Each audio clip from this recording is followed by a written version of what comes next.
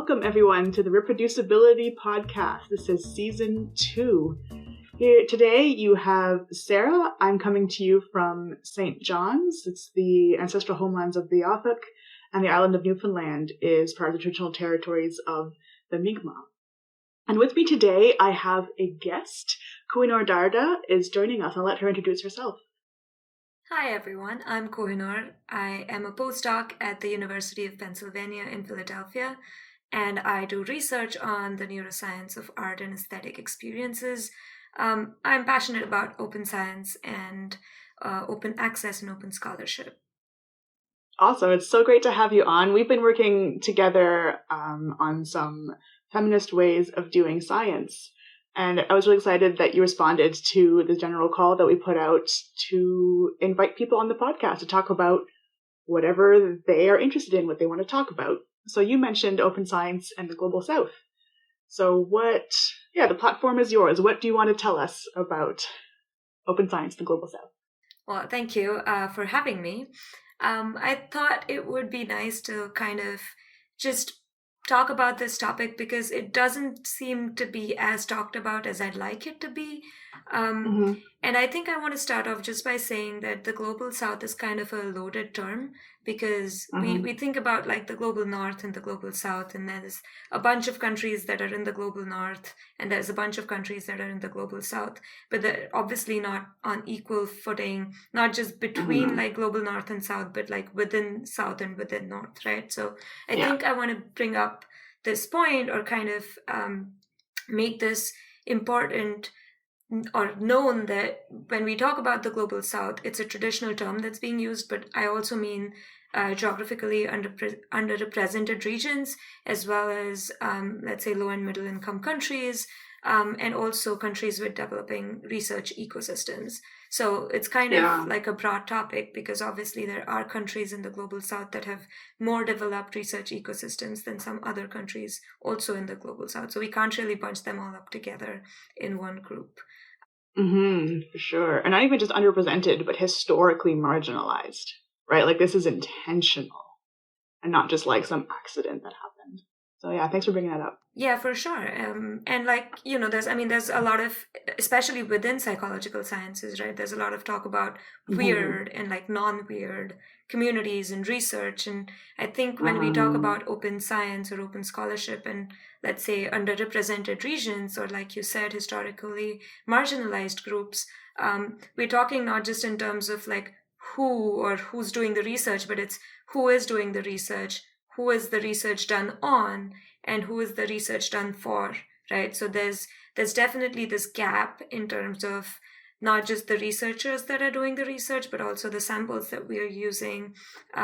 Most of like 80% of the research happens just on 20% of the population. And then we're making claims about, universal truths and generalizations that don't really work because 20% of the population is not representative of 100% of the population, clearly. And especially, I think, within like the whole open science kind of field or topic, this is especially kind of important because we talk about everything being open and accessible, but these kind of definitions aren't the same across different countries and cultures and regions, right? So we need to make sure that we're not using a one-size-fits-all approach across all these countries. Yeah, absolutely. Now, correct me if I'm wrong, I read somewhere, and I could not find it again, that open science practices originated in what we call the global south because they have less resources. And so these were ideas and concepts that were brought forward from necessity to share things openly. And the movement has been essentially co-opted by the global north. And we're all like, oh, look what we came up with. Look how great we are. It's like, well, hold on now. Where did it actually come from? So is that true? Because I can't find that anymore. I can't remember where I read it. And I'm like, I can't find it. Right. I mean, I don't know. That would be my honest answer. But I won't be surprised if it's true, right? Because it's not just about open science, but I think across millennia, it's kind of true. And there's enough evidence in many different fields, not just psychological sciences, that there's things that have been let's say, well, discovered is a big word, but, people have been talking about it in the global south, to use that term. And it's been co-opted by the global north and said like, oh, people give it more attention when it comes from, Western or global north countries or regions or researchers. Just because I think across media, it's even true for like global issues, we just give more attention to weird issues, right? Like Western, educated, industrialized, rich, and democratic, that being the weird term. We just give more importance to issues that are weird, especially, well, compared to non-weird issues, let's say. And it's true of open science as well, I think. Yeah. How have you found that affects your work, if at all?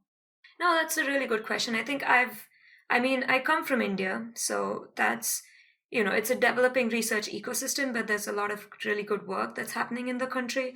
But I have studied like my master's and my PhD, and I do my postdoc in what I would call more developed ecosystems, although that sounds terribly like wrong somehow for me to say.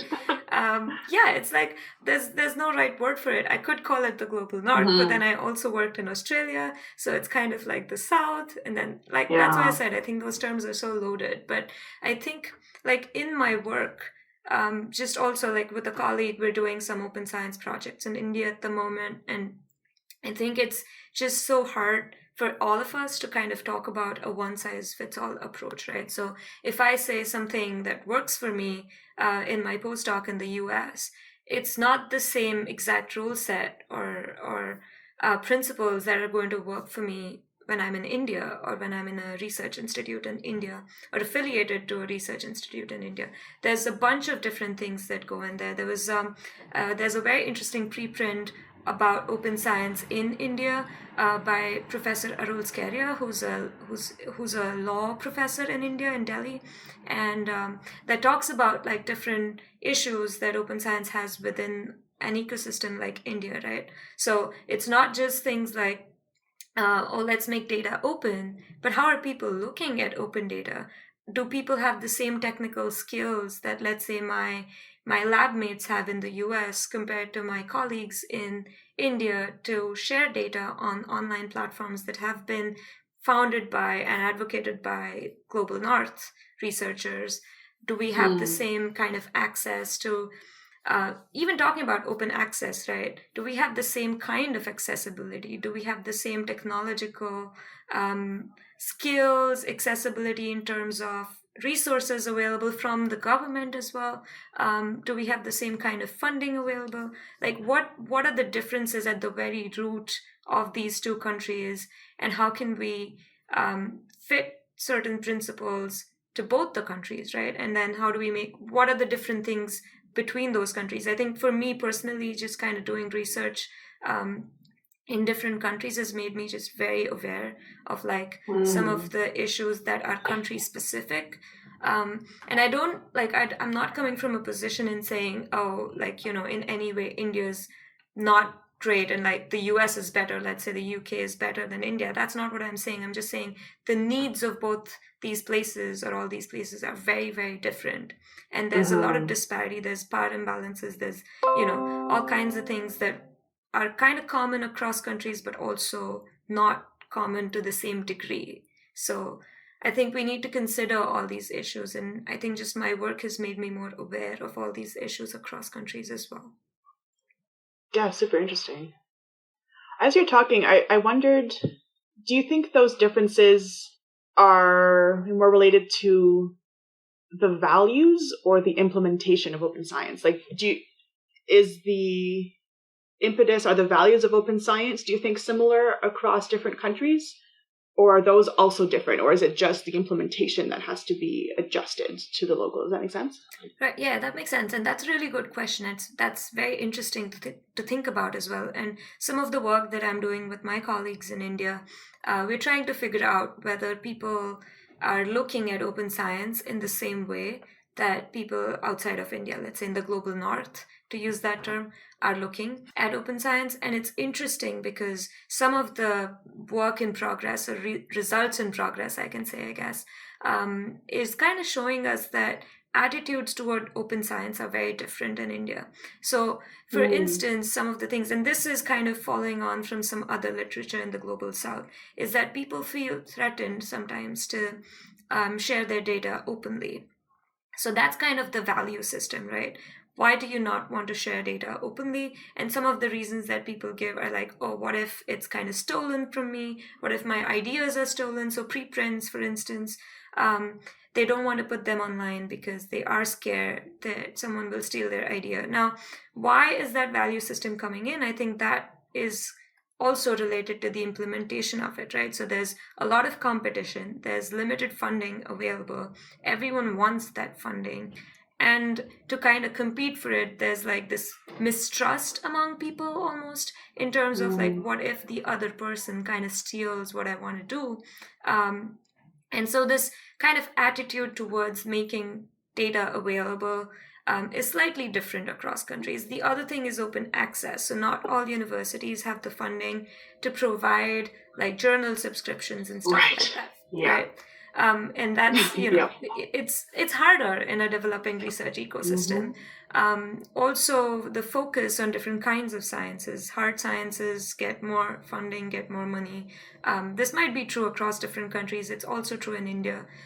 Psychological sciences, let's say, still considered a bit of a soft science, doesn't always get as much funding as is important.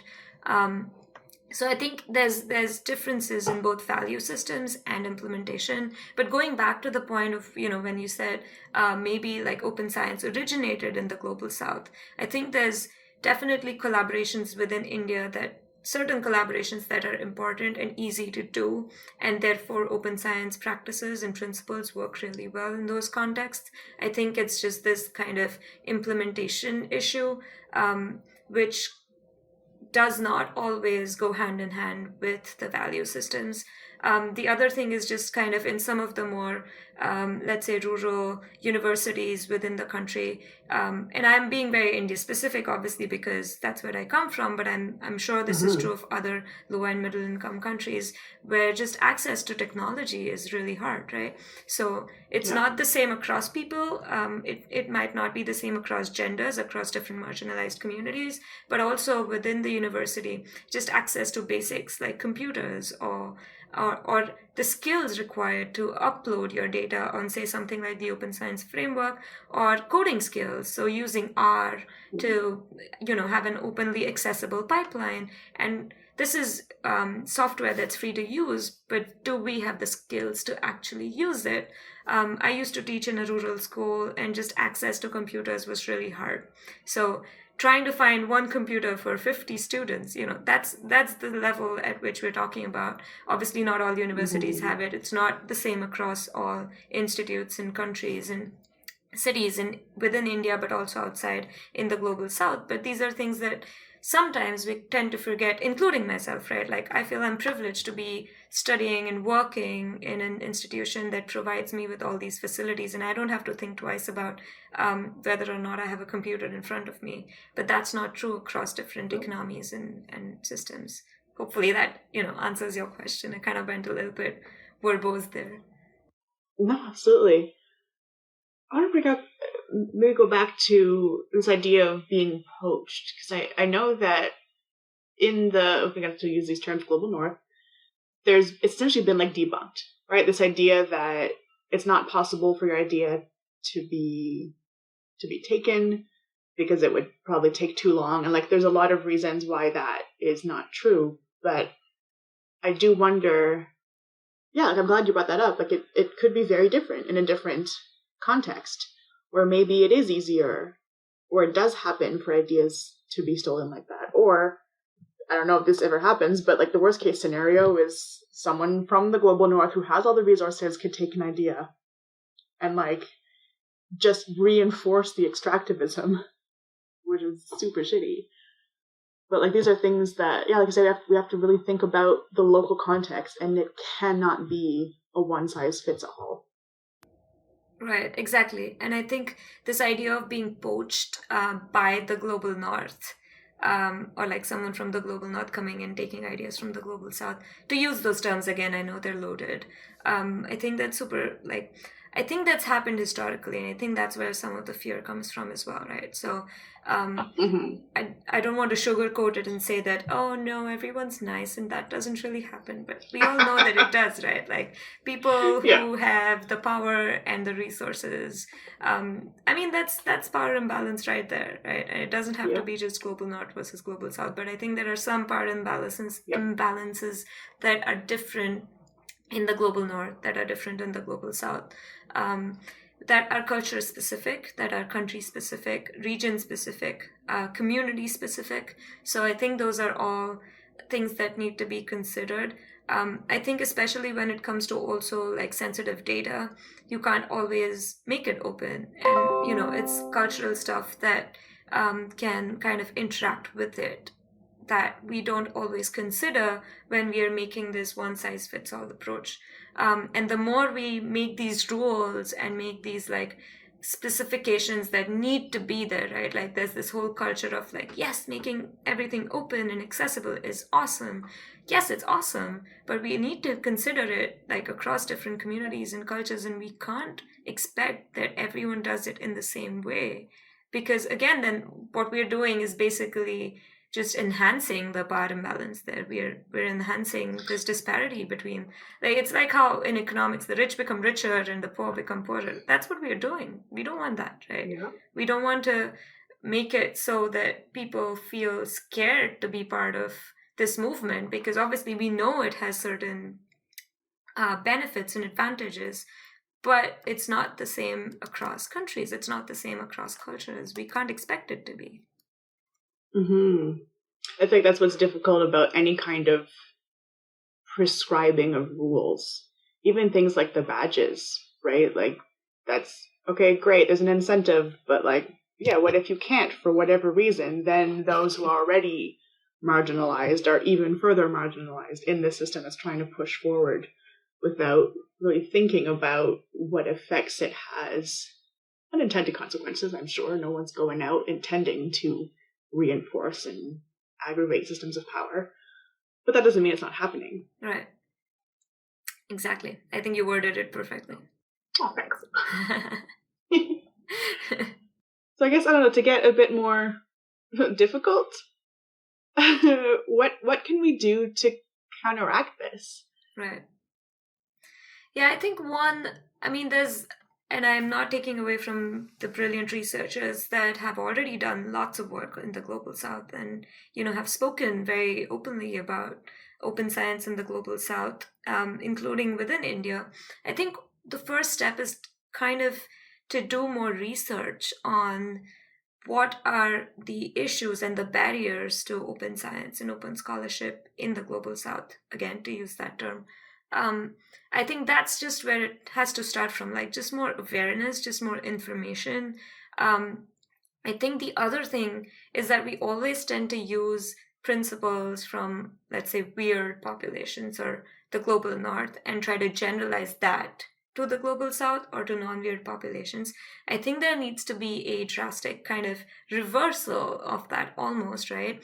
You can't just generalize to other people. You have to also generalize from other people. So there's a lot we can learn also from the global south. So I feel like even just more research on what are the barriers to open science and open scholarship in the global south can also help in understanding open science and open scholarship at a more broader scale across the world. So it's not just like I'm going to pick from the global north and like try and generalize this to the global south, tweak it and make it apply. It's also, can we have local experts from the global south being involved in this process? Can we find out what are the local needs in that place? Can we find out who are the people we can interact with? If there's a lot of non-governmental, non-profit organizations that are also working on this. Can we get the community involved? Can we get the participants involved? Can we get researchers and experts involved? Can we find out what are the local needs of that place, of that region, of that community? This requires obviously a very large scale kind of implementation, but I think we can even start small, right? Can we just collaborate with other people? Can we not emphasize or not kind of have a rule that applies equally across all places without even considering that we are coming from a place of privilege? and that other people may not be, right? I don't know if that makes sense, but I think those are just kind of starting points in my head that we can start off by doing to counteract this disparity between the global north and the global south. Mm-hmm. I'd be curious to, I guess, find out what would come out of a grassroots movement from the south. Like, what are the values that are important to communities around research, right? What is important for research? And I guess I want to, go back to what you said before about who is the research for? And it's such an important question that we don't think about very much. I mean, in the day-to-day research that I do, I know that mostly the research I do is for me and my colleagues, right? Like, I'm not directly serving a population. It's, there's this gap in literature and I'm interested in this question, so I'm going to do this research. But who does it serve apart from my publication list, my CV, and my colleagues? We're also going to build on that, right? Like, we do a lot of research for each other, which I don't think is inherently bad, but I would like, personally, I want to shift more towards, okay, what do people actually want to know about, like, for me, music perception? Because every time I tell people I'm a music scientist, everyone's got a story. Everyone's got something, because everyone, like, most people, not everyone, but most people, like, listen to music and have experiences around music. So what do people want to know? And I think it's worth asking, right? We're so isolated. And I wonder, how what would come out of more grassroots? What do we want to know about? How do we want to know about it? Right? What methods of dissemination work best? Peer-reviewed papers can be quite dense depending on the writing style, and we're encouraged to be very dense and illegible so that we come across almost like smarter or something. It's a bit silly. Actually, I think it's very silly. Like, we can't say and this way of writing that is so dense and illegible is, like, not accessible. And who's funding our research is the public, mostly. For me, again, I don't know how it works in different areas. Like, I don't know, some research is funded by, like, foundations or private corporations and stuff, and that's different.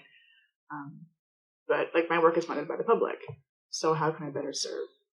And I'd be interested to know what comes out of that, and what kind of principles might emerge. Yeah, and I think that's an important question, right? Like, just engaging the community. And I think you brought up one thing that is just like dissemination, right? Are we translating stuff? I mean, English is the dominant language that's used in research, unfortunately, or fortunately, like, I don't know. It's spoken by most people, but that doesn't mean that people who don't speak English or don't write in English can't do research. Like, it's such a colonial thing, and it's so annoying sometimes to get 100%. like, get your English proofread by a native speaker, and I'm like, oh, come on, really? That's just, it's not fair, right? So I think that's also another thing that comes up in this whole global north versus global south, again, to use those terms, kind of debate or idea or comparison, which is language. Can we somehow translate? Can we have different languages involved and engaged? And asking the community, I think that's super important, right? Like, we can't assume what the community wants just because that's a research question that we like.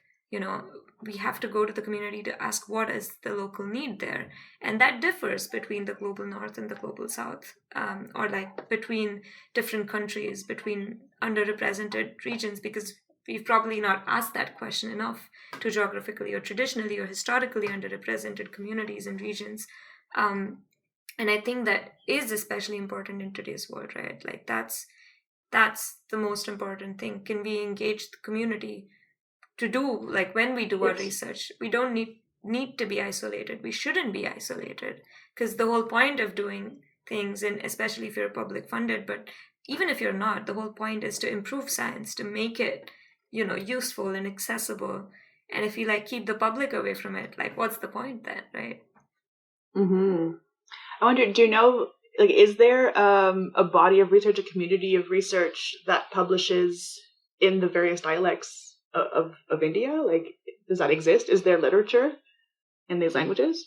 That's an excellent question. I know, for instance, like, okay, let me kind of backtrack and go to like the very historical kind of foundations of research. A lot of research in India historically was in Sanskrit, and even within it, India, it was limited kind of to a certain group of people. Let's say, um, Sanskrit is not spoken as often, well, probably not spoken at all, except in a very, very limited areas in India. Um, and most of that literature has been translated into a bunch of different languages. Now, India, if I'm not wrong, has between 23 to 27 official languages. There's no one language in India. The business language is considered to be English, just because it's surprising to a lot of people when I say that probably India has more people speaking English than any other Indian language, just because of the colonial history as well. That said, I know there are people who do research in regional languages. There are people who do a lot of interesting work, especially within communities, in the local language of that particular region. It's just that that research doesn't always hit the global eye because it's not in English. And so I think it's especially important within the country to kind of have this bridge between the local community work and then taking that to kind of a global stage. Now, whether we do that through the medium of English or some other medium, that's debatable because we don't always want to have research that's done in English. But obviously, if it has to reach the global stage, we want it in a language that's palatable to, that's palatable globally. So I'm not aware of specific communities that do kind of like research in different dialects or languages. I know there's lots of different institutions that do research on languages and dialects and translate it. I think the primary language is still English for a lot of big research institutes in India and universities in India. So I think that's still like the dominant language. I do a lot of like research dissemination, which is through my dance. So there's a lot of like science concepts or papers that I explain through pictures and videos. And I mean, it's still, limited. Oh, that's super cool. Well, thank you. But it's still limited to a certain group of population who kind of understands, let's say, the dance language, or like a lot of my captions are still in English, and I try to translate it in Marathi, and like that's the language of the region I'm from. But I think there's definitely a lot more that needs to be done in that area for it to be disseminated to local people and everyone in the country, right? And it has to be done in different languages for sure. I wonder, if we're talking about like research being done for the local community, what's the benefit or the reason to bring it to the global stage? Yeah, if it's done for the community and it's done in their language and it's done locally, like why would it need to be translated why does it need a global audience? If it serves its purpose, why do we need it to go to a global stage? Right, that's an excellent question. I think in general, just out of let's say the Western or global North principles of open data, open sharing, open science, those things kind of also apply in this case, where we are trying to make what we do in a local place available for everyone across the globe, and it might be applicable in another region with a similar background. The other thing, I think, in today's kind of capitalistic world, getting very capitalistic. Yeah, well, very capitalistic. I mean, and this is my personal opinion, right? Like, I don't know how valid it is, but that's what I believe in. I think it's necessary to, like, for the global stage to kind of know what local work is being done, not just because that local work can be applied in different contexts, but because unfortunately, if that local work needs to be funded, it needs to get global attention. That's just been my experience of working in different regions across India, and also working with non-governmental and non-profit organizations, where we're trying to fight for funding. We need money to run certain things. We need donations. If we don't bring it to the public eye, if we don't bring it to the media, it doesn't get the attention and the money it deserves. And again, this is coming all Okay. from personal experience, right? But I just Yeah. feel like getting global recognition is just so important when it comes to getting the funding that is required to do certain research and do certain work. And at the end of the day, the goal is to better the community and solve the problems of the community, let's say, or try to understand the community better. But we do need the money to do it, right? So the money needs to Yeah. come from different sources. And when it cannot come from the local community, how do we get it? We get it from the global community, right? And by global, I mean the whole country, but also outside of the country, right? And there's lots of examples of nonprofit organizations within India being funded by people outside of India, for example, and the money comes from that goes into actually developing the community. And I've worked with such organizations before, so I think if we don't publicize the work that the organizations are doing or the communities are doing, that the research is showing, how are we going to get the funding for it? Mm-hmm. That's really interesting. I've been reading a little bit of The Revolution Will Not Be Funded, and it talks about the NGO industrial complex. And so I wonder if maybe in your work, or if you've heard of any other situations where being beholden to an organization has caused conflicts or limits in what you can do, like because they don't want you to do certain work or because they don't want to be associated with certain things. Like, has that caused any problems? Yes and no. So I think it's interesting because I know there's organizations that are tied to a certain kind of funding and therefore cannot do a certain kind of work. I just haven't personally worked in those organizations, so I can't really. I don't think I'm an expert, or I'm justified enough to say things about that.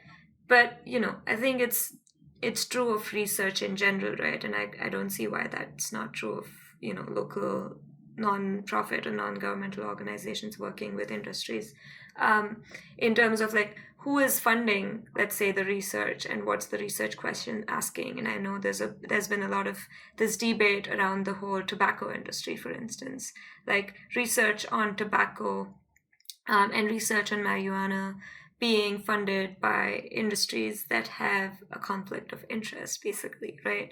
So I think that's kind of a different research topic, but it's still like the principle still applies when we talk about research on communities, right? So if there's a particular organization kind of funding that research, they probably want a certain picture to be portrayed with that research question and the work it's showing. So I think it's always a very precarious situation. I think a lot of organizations, at least some of the organizations I've worked with in India, have always been in need of the funding. So, there's compromises that happen in terms of what can be done and what work can be done. But that doesn't mean that work doesn't happen, right? So I don't know if I'm answering your question at all in this case. Yeah, I just think it's something interesting to talk about just because I've been reading about it a little bit recently. This idea of like who you're accountable to and how might that limit what you do. This applies especially to activism. So the organization that I'm a part of, the Social Justice Cooperative of Newfoundland and Labrador, we only fund activities through specific grants or maybe corporate grants or government money. But our core funding comes only from grassroots so that we are not beholden to anybody, so that we don't have to compromise on anything. That's a choice that we made because we can, right? And that's not a choice that I know can always be made. But I mean, even reading in this book that I'm reading, there are examples of grassroots work that took almost no money. But like, you don't actually need money to do this stuff, which is really interesting. I'm only like a couple of chapters in, so maybe there's more coming, because like it's hard to imagine, how. But if you have the skills, the community, and people willing to give time, like it's possible to do a lot without any kind of money. Right. That's interesting. It's really hard to imagine. Yeah, it's hard to get around, right? Like you say, it's the whole power dynamic is like ingrained in this. Like, you need funding, so who do you have to like bow down to, essentially, right? Like, what do you have to compromise? in order to get the funding to do the work. And it just perpetuates that system of power, that power imbalance. So, and like, yeah, so what, it's hard to know, like, what can you do to minimize the power imbalance? I don't want to say erase, because that's really, really difficult and probably impossible, because there's always going to be different power imbalances, whatever they are. But like, how can we minimize those power imbalances? Yeah, that's a really interesting question. Big question. Yeah, it's a big question, right? I'm still trying to wrap my head around like what can we do without money? I mean, I have this very naive belief about the world that if only everyone was like 10% kinder, the world would be a much better place. And being kind doesn't really require money. But then I know people who will kind of oppose that and say, no, but if you want to, like, I don't know, give someone some money, you're being kind, but then you're giving someone some money. So you need the money to be kind. And it's a privilege, I think, also. I don't know what the solution is to reduce the power imbalances.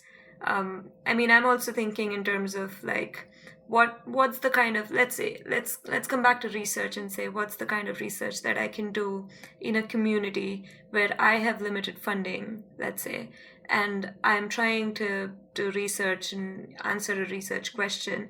I mean, I've done a lot of cross-cultural work, and one thing that I've always noticed is that I'm funded by an institution or a funding body in the global north, and I can afford to pay people to take part in my research. Just the basic. They're spending 1 hour of their time, and I'm, let's say, collecting 300 people in India. They're paid rupees 500, which is the equivalent of, let's say, £5 or about $6, $7, $8, something like that. I may be wrong with that, but something around that ballpark, right? And then I have the money to give them. That's why I get my participants. But I've also, in many other situations, especially when I've been collaborating with my colleagues in India, tried to get participants and not had the money to pay them. And then that definitely reduces the people who are participating in my research. One, they're only the people that can afford to spend 1 hour of their time and participate in my research without getting paid for it. So I'm already targeting like this more privileged crowd. So there's already an imbalance there in the people I'm collecting data from if I'm not paying them, right? So I think there's a bunch of problems there, and I just can't wrap my head around the fact that, okay, there might be some research that I might be able to do, or some work that I might be able to do that does not require money. But then if that doesn't require money, am I already perpetuating some kind of imbalance in, let's say, my sample that I am testing or the people I'm working for? Or how can we make then that self-sustainable? Like, how do we get to the point where we don't need money for it? But that would imply that, people don't have the need for that money, which isn't true. It's just not true, at least not in my experience. So I know I've touched on a bunch of different things here across like what I've said, but yeah, I don't know what the solution is to that. And yeah, I don't have answers. Yeah. I just have more questions. They're big questions, right? This all plays into these global systems of power that like you can't just get away from. You can't. It's a really complicated world to live in, and we have to compromise in all sorts of ways. And it's not about being black and white. And I think that's really important to think about, right? Like, no matter what your ethics or politics are, you're probably going to have to compromise somewhere, because there is no way to really be black and white. And if there is, then you are extremely privileged, right? Like as soon as you lose any of that, then you have to navigate, you have to compromise. And that's a really interesting, I think, concept. Something I've not yet had to face myself. I have an incredible amount of privilege, very aware of that. And I'm sure there are still more aspects of privilege that I'll be discovering over time and just like seeing it over and over again. But I saw this really great talk on incommensurability of ethics by someone who was a senior admin, a researcher here who was Indigenous, who had a position of senior administration in the university. So along with the preprint, you mentioned a couple other things. I'll link that in the show notes so you can check it out. It was a really great talk and really interesting discussion of, like, what do you do when you have to compromise your politics, and how do you do that? And where do you pick your battles? right? And how do you navigate that? Yeah. Super interesting. Tough questions. I mean, yeah. And like you said about privilege, I think, I know I am privileged for sure, even in some cases that I'm not even aware of. So I think it's like privilege is so many levels and it's so loaded, the term in general. I think that's, something we all need to be kind of aware of. I don't know if that... Absolutely. I think it's interesting you mentioned, like, who can come in to do research, because I know that for some of the work that I've done on the more activist side, for sure, around like plastic pollution and recycling, we had a survey to go around households and we want to know what kind of things people are throwing out. But like anyone who is working multiple jobs and just trying to survive does not have the headspace to worry about plastic pollution. And that is absolutely fair. Like they shouldn't have to. They shouldn't have to be struggling to survive, but they are. And so whatever work we do, the sample is always biased. So it's hard to get a really truly representative sample of what's going on. Because even if you pay, like, are you paying more than minimum wage? Maybe, maybe not, right? Like for us, I think the standard rate's like $10 an hour, which is less than minimum wage because it's not supposed to be an incentive where people will compromise themselves in order to get money. It's supposed to be just like, here, thanks for your time. So finding that balance, right? It's like, okay, we want to pay them so they can, if they have to, take time off work, but not so much that people put themselves into situations where they're uncomfortable for the money. But it's then, how do you get those underrepresented populations? And that's why most of our samples are just like college students, right? Like you don't get the lower income people who are living in social housing to come in to do psychology research. Like it's not, you're not going to get those people. Yep, absolutely. I think that's an important question, right? Like who are we reaching? How do we get to that sample? Like, do they even have the time to spend on doing tasks for us that they probably think is like, what am I doing with this reaction time stuff? Or like, I'm clicking buttons. In my research, we're looking at paintings. And I think, and it's a very political statement as well. I think art is a luxury. Art is political. It can't not be. And so when I'm asking some people to come and like look at images of artworks on the screen, do people really care if their thoughts are about like, how do I survive? Do they want to look at artworks? Maybe they do, maybe they don't, but like, what are we paying them? What are they doing it for? I think those motivations are also so important. And like, we need to consider them. And the other thing I feel in terms of just like reach and accessibility and like trying to get people involved in conversations and research is, I was reading this email at Penn, where I'm working currently, which said something like, they had some mentorship programs for undergraduate students. It was kind of tailored to underrepresented communities and minorities, and people who were not as privileged, let's say. And as I was reading this email, it struck me that even like being at Penn and reading this email is my privilege, right? Like I get this mentorship opportunity because I am here, I'm at Penn. And the people reading this email, the undergraduates, they understand English. They have access to this email. They have access to the facilities like an Ivy League university like Penn provides them, right? What about all the other people who don't have access to this? Like within this privileged group, we're still trying to target underrepresented minorities and communities, and that's super important. Like I'm not taking away from the importance of that. But then how do we reach people who don't have even that basic privilege, that access to that email, right? And like my part of it was to then like open up on my Instagram and say I'm open to chats, and like if anyone wants any help, mentorship, whatever, just to chat about like education outside of India, for instance, or within India, higher education, post-grad degrees, graduation degrees, whatever it is. I opened it up and I had like 27 emails the first few days when I opened that conversation. And I still realized that even those people who were getting in touch with me were people who had access to social media and had access to the internet, had access, my post was in English. They had access to English as a language, they understood it. Like there's so many layers of privilege. Like I gave a talk a couple of years ago at a school in a rural town in my state in India. And a lot of people, like the whole talk was in Marathi, which is the language of the region. And I just realized that there's so much potential that can be tapped, but like language can be a barrier. Just not knowing about opportunities and resources is a barrier. Like just so many, again, levels to go through and so many access and levels of privilege that I became aware of about myself as well, but also what what are the things that we can do to reach this kind of population, this grassroots population, right, as you said. And it's so hard to reach them sometimes because their thoughts aren't about like, oh, can I do this research, or like I'm interested in this topic. It's more about, what am I eating today? Do I have the money to eat today? It's like day-to-day survival. It's very different from the kind of problems that we have, right? So I'm veering off, I think, from the topic a little bit, but I think it's just kind of getting access to that population is important also, but how we do it is kind of a question. Absolutely. I think to venture like a very imperfect solution, the focus on the local, I think, is so important.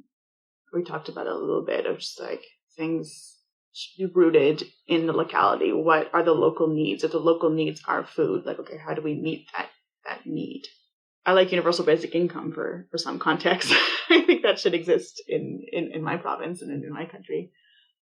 But that might not be possible everywhere. It's what are the needs and how do we meet the needs locally? And it's navigating the systems of power and equity that you live in to get access to that, right? Like even getting food, it's like, okay, how do I access the food market? And who are the farmers and how is that working, right? Like maybe I can't grow food locally because of where I live, or because the environment's been degraded, or because there's a drought, or like whatever, right? Because of all of these fucking global systems of power that are happening.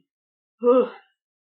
So I don't know. I guess it's a mix of local and global. I don't know. Like how do we integrate those two levels in a way that best serves the locality without focusing too much on the global? Because I mean, globalization. I've read this somewhere, and I was like, yeah. Is just a nice term for imperialism, really. So, like, is that really what we want? Or like, you can't cut yourself off entirely from the global community in the way that like it's just so insidious now, and you can't escape it. But how can we shift more focus towards the locality and local solutions for the local people? Yeah, I don't think I have an answer to that question. No, I was like, that was more of a rhetorical question. I don't think any of us has the answer. I don't think we should, right? Because it's local problems, local solutions. Like no one has the answer, so it's really hard to talk about these things, right? Like I get a lot of it, feedback of like, oh, yeah, but giving us like a concrete example, tell us what to do, and I'm like, yeah, but I can't. Like I by definition, I can't, and I know that's really hard to hear and hard to read, and it sort of leaves you with this feeling of helplessness. But I think it's okay to sit in that for a bit and get used to that and be like, yeah, what does this feel like? And what am I going to do about it? Yeah, I mean, I'm always the person who's kind of like the more practical, kind of efficiency oriented, right? Like, what's the action points here? What can I do next? Like, I need some, just some action points, just some rules that I can follow, and I can like get things done. But I think these questions are just so tricky and complicated. I think there are some small things that we can do, right? Like there's definitely more awareness, definitely not kind of enforcing this one-size-fits-all approach and taking local needs and local experts into consideration. I think those are things that people are already doing that we should definitely do more of. But it's also a case-by-case basis, right? Like it's so subjective. It has to be evaluated on a case-by-case basis. There's no like global rule that fits everyone and is like the best thing to do or anything of that sort. So yeah, coming to terms with that uncertainty is also, I think, important. Yeah. Well, we've covered a lot so far. Is there anything that you want to share to wrap up? Is it like maybe one key message or maybe a little summary of what we discussed that you want to share with the listeners? That's always a good question, I feel, because, well, good question, but I don't know if I have one message. I think we started off with Global South and Open Science, and I had some things in my head that were related to that, but we kind of veered off on a lot of other related topics, obviously. But I think what I have found most kind of important for me and helpful for me in general kind of goes away from like just doing research. I think it's just conversation, just talking to people, just opening up my mind and my social media, to be more practical, but just kind of opening up and saying, hey, if you have a question, let's chat. If you have an answer, let's chat. If you have a need, let's chat. If you have an idea, let's chat.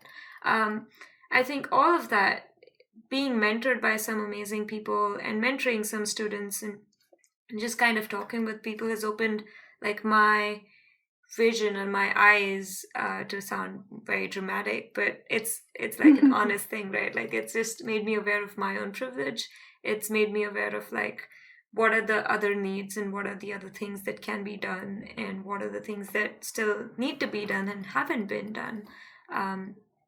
I think just have a conversation, just have a chat with people, be aware of your own privilege. I think that's the only like message I have. I don't want to sound like a preacher, so I'm going to stop here.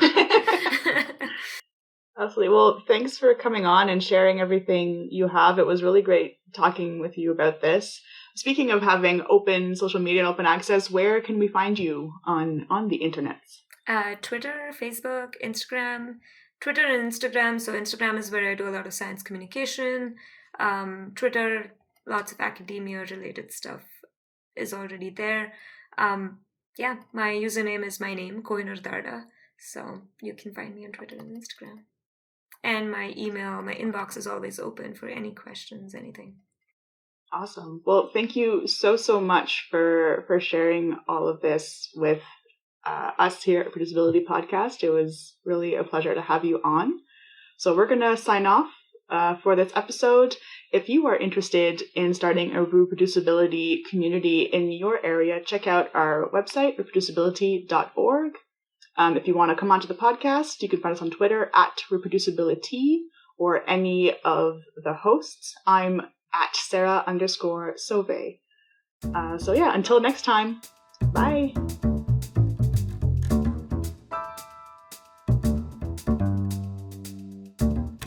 You listen to Reproducibility Season 2, Episode 9 with special guest Kohinoor Darda. You can find her social media profiles linked in the description down below. Your host this episode was Sarah Sauvé, who you can find on Twitter at Sarah_Sauvé. This episode was produced by Sarah Sauvé and edited by Sarah Sauvé and Jan Vonhagen. For more information, visit ReproducibiliTea.org. Thank you for listening.